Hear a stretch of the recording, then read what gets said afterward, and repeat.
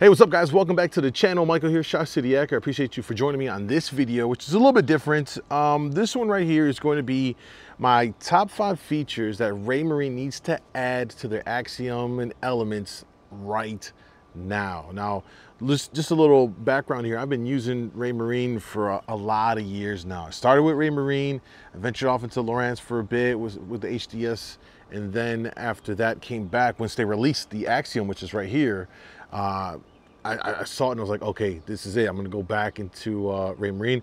I really enjoyed the product. The sonar works great. When I saw the features when the Axiom was coming out, it really interested me in the fact that it had an all-in-one transducer with built-in 3D. You didn't need a module like you did with like Lowrance or anything else.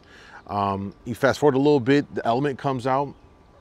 And I was interested in this because it seemed like it was more geared towards freshwater fishing. It was kind of like their offering for, you know, the fishing community, like the inland fishing community, because I believe Raymarine has a really strong presence in coastal waters, big waters, oceans, and all that stuff.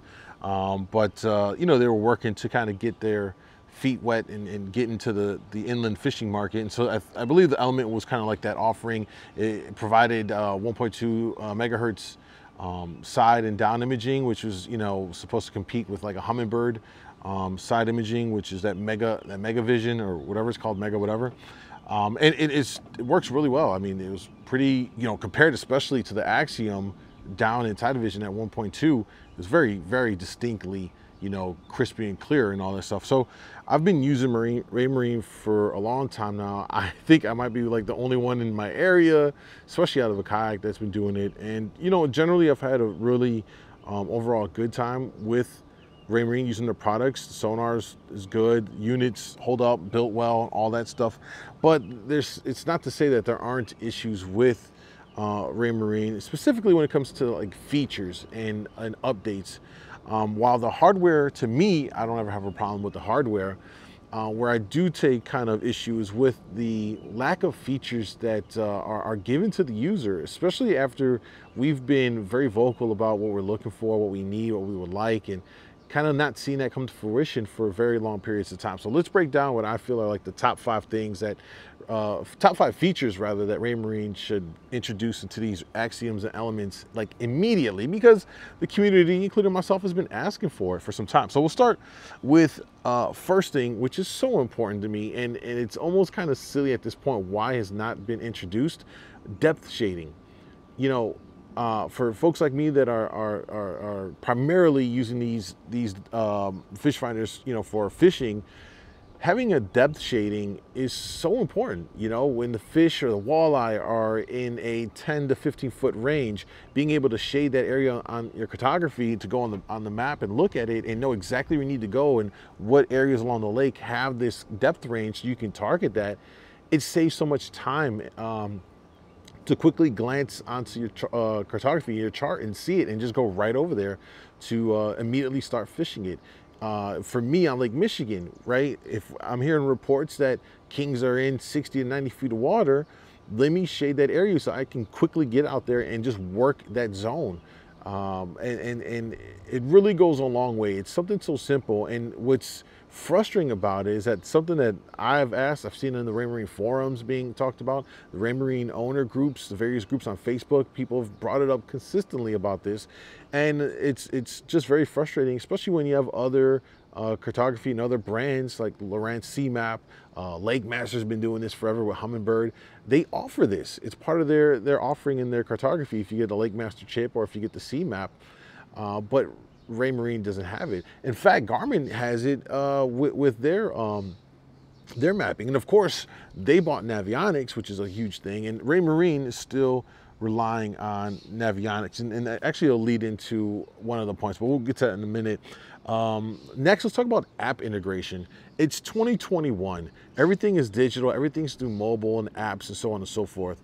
The fact that Raymarine has just abandoned their apps to complement the fish finders is beyond me. They had Ray View, there's Ray Remote.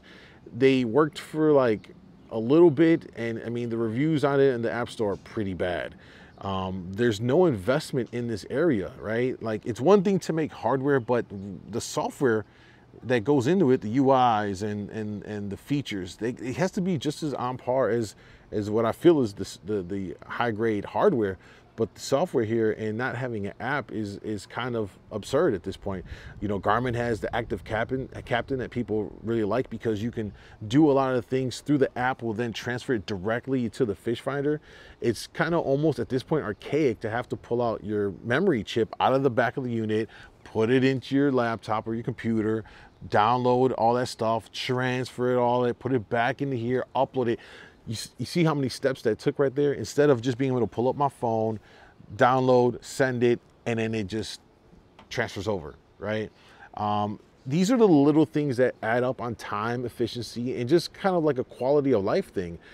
So I want to see Raymarine work on these apps and get a really highly tuned and integrated app that will complement their fish finder series, specifically the Axiom and the Element here, so that you can do a lot more things through the app, transfer waypoints. You know, right now, in order to do that, you have to use the Navionics app to do plotter sync, which brings me to my next issue with the Raymarine and the Axiom and the Element. Now, this doesn't really apply to the Axiom because this has this feature, plotter sync, but I don't understand why the Element doesn't support plotter sync. It makes no sense whatsoever. We're talking about software features. This can be implemented via a firmware update, and yet that it's like kind of only reserved for the Axiom but not an Element. It doesn't make sense. Most of the people that are going to be using the waypoints, transferring and all that stuff are going to be your fishermen. They want to transfer all their waypoints from the lake when they were fishing and all that. You can't do it on here. It's very cumbersome to do this. You have to manually punch in waypoints, but you can't just use the Navionics app to plotter sync into the Element, and it doesn't make sense. I just don't know what the justification for that is, because it's already on the Axiom. Is it because they want you to just go and upgrade and buy, you know, the higher tier fish finder?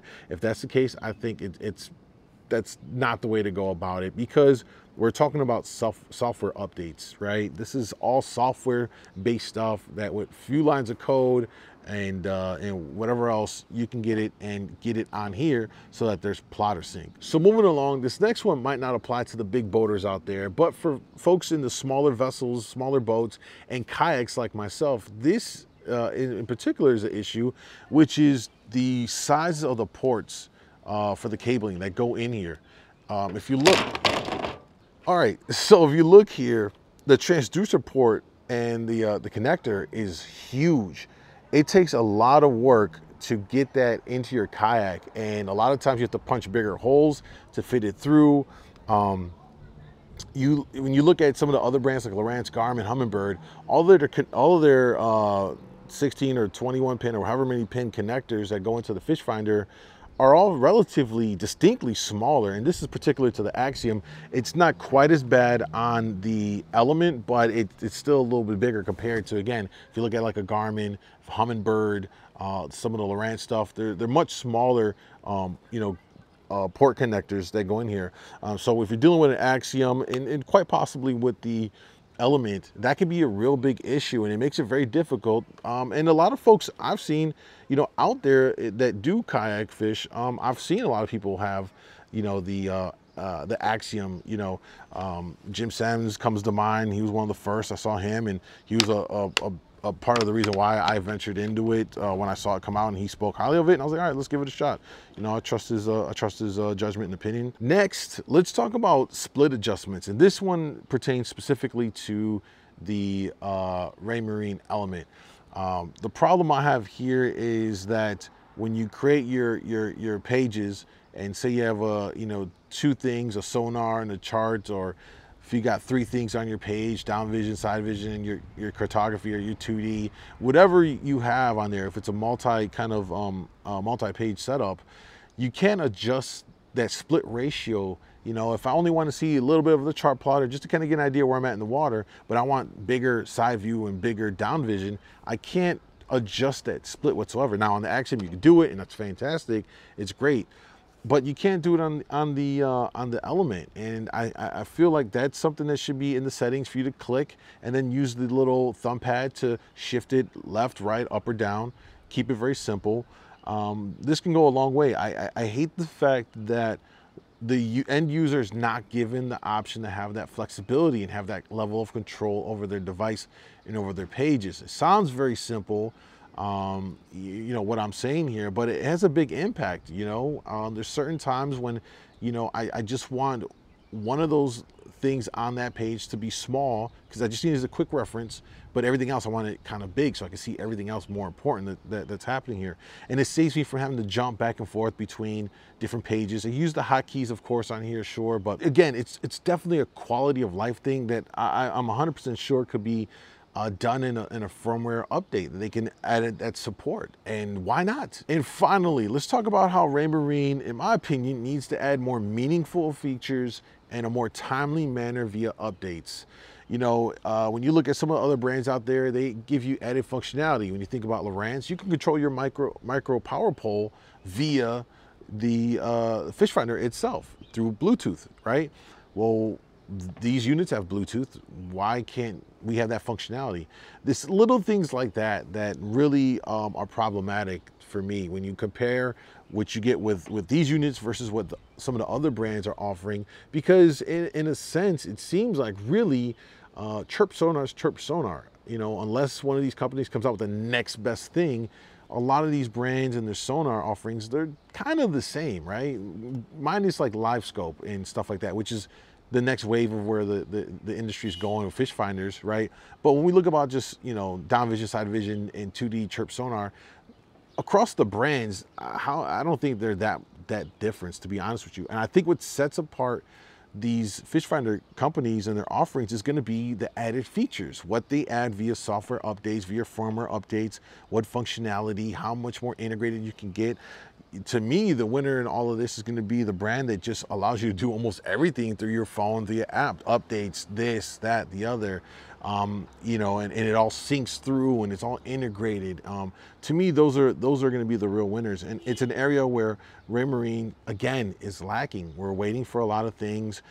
You come out with an update maybe every quarter, if that, and that's being very generous. That seems to be a lot longer. It might be like 1 to 2, maybe 3 updates in the course of a year that are at least substantial anyway. And then when you do have an update, you'll notice it'll be a little buggy and it takes a while for them to even address the bugs with like a hot fix or whatever. So these are some of the things that that I feel need to be addressed in order to enhance, you know, what the end user gets from getting into this product. Now, again, the units are great. The hardware is great. It does what it's supposed to do. Stuff looks good. But I think that these are at least some of the 5 things that we need to have on these units, like right now. It's some of the stuff I've talked about are things that community users have been asking, discussing. Why isn't it implemented yet? Why is this? It's kind of absurd. And I just decided to put it all into video and share with you. And so if you are a Raymarine Axiom or Element owner, let me know what you think. And down in the comments below, do you agree? Do you disagree? Is there something I may have missed? I'm pretty sure the folks at Raymarine might stumble upon this video, and hopefully they know that it's coming from a place of, you know, want to see things, you know, get better and improve so that we can get the most out of these units. And it's as simple as a couple of software updates and firmware updates, and we're good to go. All right. Thank you guys for watching. Don't forget to throw the thumbs up if you enjoyed the video, if you found it useful, and subscribe to the channel so you can see more fish videos and, you know, commentaries like this. All right. Later, guys.